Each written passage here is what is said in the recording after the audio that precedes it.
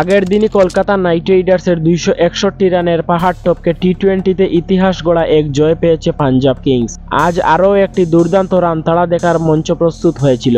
দিল্লি ক্যাপিটালসের 257 রানের জবাবে বেশ কাছাকাছি চলে এসেছিল মুম্বাই ইন্ডিয়ান্স, তবে শেষ করতে পারেনি। 504 রানের রোমাঞ্চকর লড়াইয়ে হার্দিক পান্ডিয়ার মুম্বাইকে 10 রানে হারিয়েছে ঋষভ পন্থের দিল্লি ক্যাপিটালস।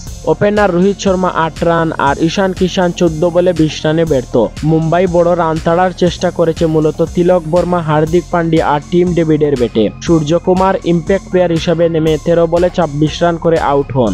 এরপর 39 বলে 71 রানের জুটি গড়েন তিলক আর হার্দিক। 24 বলে 44 করে আউট হন। টিম ডেভিড 17 বলে 2-4 আর 3 ছক্কায় করেন 37 রান। তারপরও রান তাড়ায় আশা বাঁচিয়ে রেখেছিলেন তিলক। ইনিংসের 5 বল বাকি থাকতে তিনি ফেরার পরই সব আশা শেষ হয়ে যায় মুম্বাইয়ের। এর আগে অস্ট্রেলিয়ার 22 বছরের তরুণ জ্যাক ফ্রেশার ম্যাকগ্রাকের 27 বলে 84 রানের ইনিংসে 4 উইকেটে 257 রানের বড় সংগ্রহ গড়ে দিল্লি ক্যাপিটালস। ম্যাকগ্রাকের 84 রানের ইনিংসে 80 রানই করেছেন বাউন্ডারি থেকে।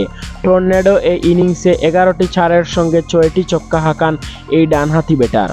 শেষমেশ মুম্বাইকে হারালো দিল্লি।